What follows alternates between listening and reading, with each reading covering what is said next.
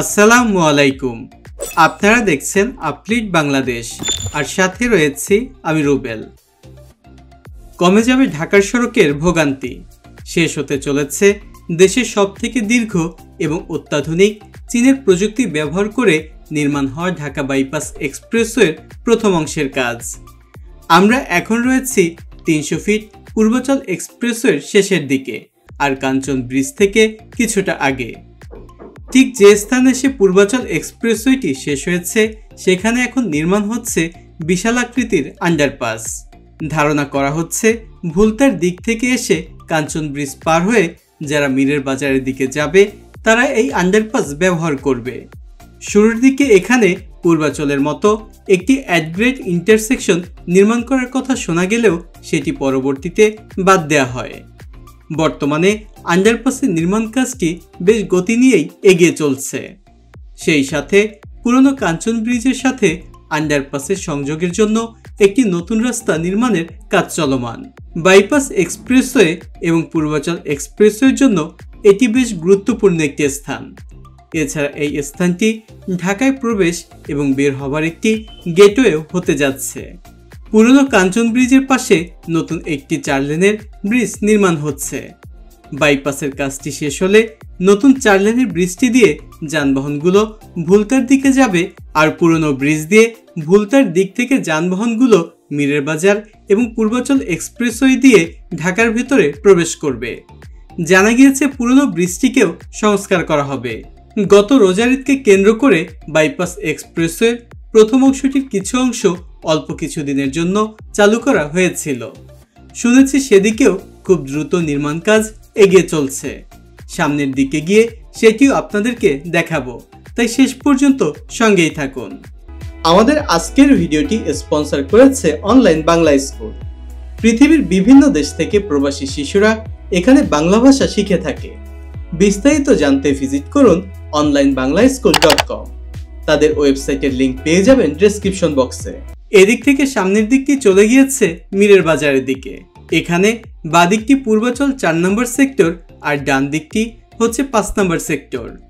এখানে অল্প দূরত্বের মধ্যে দুটি আন্ডারপাস নির্মাণ করা হচ্ছে, যার একটি 4 এবং 5 নম্বর সেক্টরের মধ্যে চলাচল সহজ করবে, আর অন্যটি নির্মাণ হচ্ছে বাণিজ্য মেলার সময়, যাতে করে যানবাহনগুলো খুব সহজেই এক পাশ থেকে অন্য পাশে যেতে পারে সেজন্য। এই এক্সপ্রেসওয়েতে আন্ডারপাসগুলোর দৈর্ঘ্য, প্রস্থ আর উচ্চতার ভিন্নতা রয়েছে, তবে এখানে যে দুটি নির্মাণ হচ্ছে এগুলো বেশ বড় আন্ডারপাস। পাশাপাশি দুটি আন্ডারপাস দেখে সাদা মনের একটি প্রশ্ন জেগেছে। প্রশ্নটি হচ্ছে, এখানে একটি ওভারপাস করলেই হয়তো ভালো হতো। এ ব্যাপারে আপনাদের কি মতামত জানিয়ে দিন কমেন্টস করে। বর্তমানে আন্ডারপাসের উপরের অংশে শাটারিংয়ের কাজে ব্যস্ত সময় পার করছে এই প্রকল্পের শ্রমিকরা। গত কয়েক মাসের ব্যবধানে এখানের কাজগুলো ভালোই এগিয়েছে।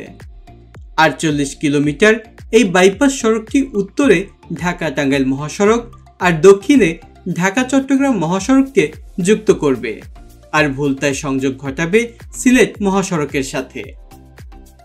গাজীপুরের ভোগড়ায় যুক্ত হবে ঢাকা ময়মনসিংহ মহাসড়কের সাথেও। এটি এমন একটি বাইপাস এক্সপ্রেসওয়ে যেখানে যুক্ত হবে artificial intelligence cloud computing system.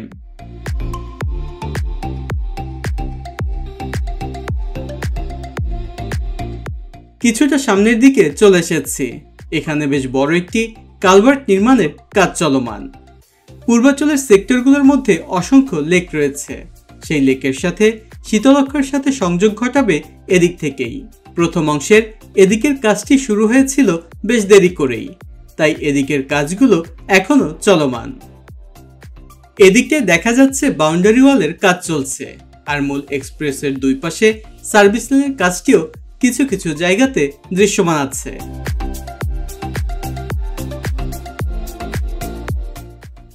এদিকেও দেখা যাচ্ছে আরো একটি আন্ডারপাসের নির্মাণ কাজ চলছে।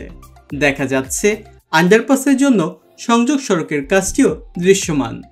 এছাড়া আজকে এদিকে পণ্য বোঝাই ট্রাকের জটলাও দেখা যাচ্ছে অনেক বেশি।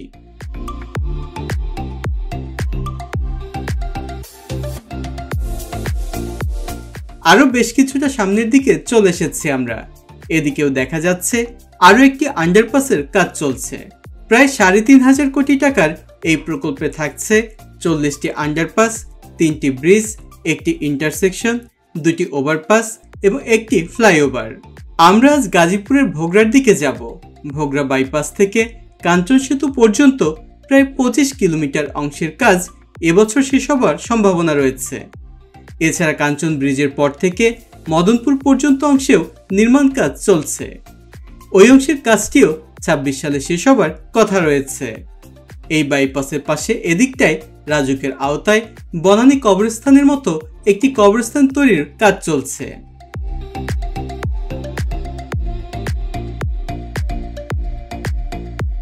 এদিক থেকে সামনের দিকেও দেখা যাচ্ছে মূল এক্সপ্রেসওয়ের দুই পাশে সার্ভিস লেনের কাজটি এখন দৃশ্যমান। কিছুটা সামনের দিকে এসে দেখতে পাচ্ছি এখানে আরও একটি আন্ডারপাসের নির্মাণ কাজ চলছে। কাঞ্চন ব্রিজ থেকে এদিক পর্যন্ত আসতে আসতে অনেকগুলো আন্ডারপাসের নির্মাণ কাজ চোখে পড়েছে। সামনে হচ্ছে নাওটানা মোড়। ওই মোড় থেকে সার্ভিস লেন এবং মূল এক্সপ্রেসওয়ের কাজটি এখন সম্পূর্ণ দৃশ্যমান হয়েছে। বসেছে ডিভাইডার, করা হয়েছে রোড মার্কিংও। এছাড়া বসেছে ক্যামেরা এবং দিক নির্দেশক। চলুন তাহলে সেদিকে যাওয়া যাক।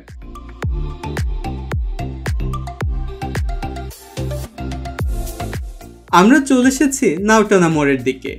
গত ঈদকে সামনে রেখে ভোগড়া বাইপাস থেকে এই পর্যন্ত সাময়িক সময়ের জন্য খুলে দেওয়া হয়েছিল। এদিক থেকে গাজীপুরের ভোগড়া পর্যন্ত এক্সপ্রেসওয়ে রোড মার্কিং, নিরাপত্তা ওয়াল, ওভারপাসের ডিভাইডারের রঙের কাজটি কোন পর্যায়ে আছে আর টোল প্লাজাগুলোর কাজ শেষ হয়েছে কিনা সামনে গিয়ে সেটিও আপনাদেরকে দেখাবো। আজকে এদিকটা এসে দেখতে পাচ্ছি মূল এক্সপ্রেসওয়েতে যানবাহন চলাচল বন্ধ রয়েছে। সার্ভিস লেনের প্রশস্ততা এতটাই কম যে একটি গাড়ি কোনো কারণে নষ্ট হলে পুরো সার্ভিস লেনই বন্ধ হয়ে যায়। এমনকি একটি বাইকও পাস হতে পারে না। এত বড় প্রকল্পে এত কম প্রশস্তের সার্ভিস লেন নির্মাণ করা সত্যি দুঃখজনক। তবে জানা গিয়েছে এই প্রকল্পের সার্ভিস লেনগুলোর প্রশস্ততা কম থাকায় এখন আবার সার্ভিস লেনের প্রশস্ততা বাড়ানোর জন্য নতুন করে জমি অধিগ্রহণ করা হচ্ছে। ঢাকা মাওয়া এক্সপ্রেসওয়ে পূর্বাচল এক্সপ্রেসওয়ের পর এটি দেশের তৃতীয় পূর্ণাঙ্গ একটি এক্সপ্রেসওয়ে।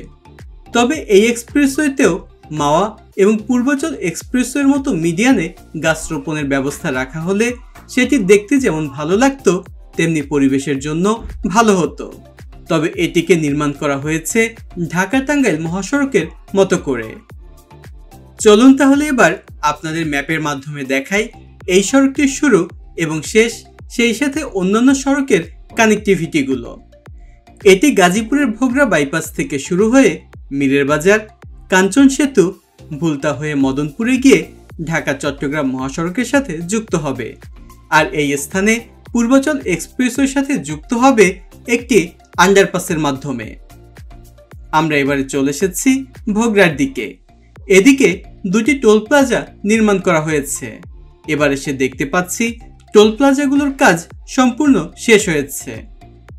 এই এক্সপ্রেসওয়েটি দেশে প্রথম অ্যাক্সেস কন্ট্রোল এক্সপ্রেসওয়ে, অর্থাৎ এর মূল এক্সপ্রেসওয়ের অংশটি থাকবে ডিভাইডার দিয়ে বন্ধ করা, যাতে করে সার্ভিস লেন থেকে মূল এক্সপ্রেসওয়েতে কোনো যানবাহন এবং কোনো মানুষ প্রবেশ করতে না পারে। তবে মূল এক্সপ্রেসওয়ের দুই পাশে যে কাঁটাতারের বেড়া দেওয়া হয়েছে সেটিও দেখেছি কিউট জাতি কেটে কেটে রাস্তার এপার থেকে ওই পারে যাওয়া আসা করছে। এ ব্যাপারে নিশ্চয়ই কর্তৃপক্ষ কঠোর পদক্ষেপ নেবে। ধারণা করা হচ্ছে মূল এক্সপ্রেসওয়ে থেকে এতে কোনো ইউটার্ন নেওয়ার ব্যবস্থাও থাকবে না। তবে জরুরি প্রয়োজনের জন্য বেশ কিছু মুভিং ডিভাইডার রাখা হয়েছে, যেমনটি আমরা পদ্মা সেতুতেও দেখেছি। সামনেই হচ্ছে এই প্রকল্পের গুরুত্বপূর্ণ স্থান ধীরাশ্রম, যেখানে ট্রেনের সিগন্যাল এবং 4 রাস্তার মোড় থাকায় একটি ওভারপাস নির্মাণ করা হয়েছে। চলুন তাহলে এদিকের অবস্থা দেখতে দেখতে সেখানেই যাওয়া যাক।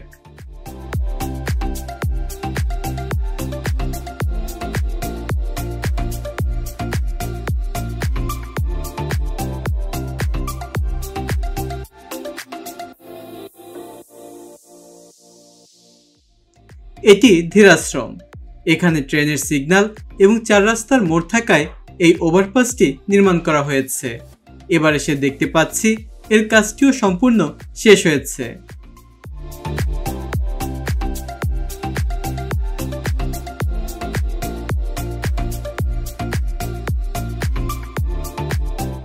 ধীরাশ্রম থেকে আমরা এবারে চলে এসেছি মীরের বাজারের দিকে। এখানেও ধীরাশ্রমের মতো একটি ওভারপাস নির্মাণ করা হয়েছে নিচে 4 রাস্তার মোড় এবং ট্রেনের সিগন্যাল থাকায়। এই ওভারপাসের একটি লেন খুলে দেওয়া হয়েছে যানবাহন চলাচলের জন্য।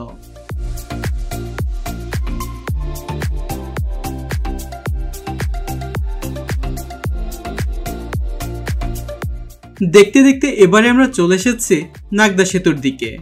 এই সেতুটিকে সংস্কার করা হয়েছে এই প্রকল্পের আওতায়। পুরনো সেতুর দুই পাশে নতুন সেতু দুটি সার্ভিস লেন হিসেবে ব্যবহার করা হচ্ছে। বর্তমানে নতুন সেতু দিয়ে যানবাহনগুলো চলাচল করে। এবারে সামনের দিকে যাওয়া যাক আর যেতে যেতে উপভোগ করা যাক এই প্রকল্পের সৌন্দর্য।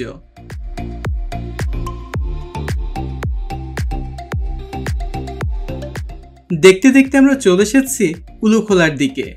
এখানেও নতুন ব্রিজ দুটিকে যানবাহন চলাচলের জন্য খুলে দেওয়া হয়েছে আর পুরনো ব্রিজটিকে নাগদা সেতুর মতোই সংস্কার করা হয়েছে। এই এক্সপ্রেসওয়েকে ঘিরে ইতিমধ্যে এর আশেপাশের মানুষের জীবনযাত্রার মান পরিবর্তন হতে শুরু করেছে। পুরো প্রকল্পের কাজটি শেষ হলে ঢাকার উপর যেমন চাপ কমবে, তেমনি পণ্য ও যাত্রী পরিবহনেও আসবে গতি।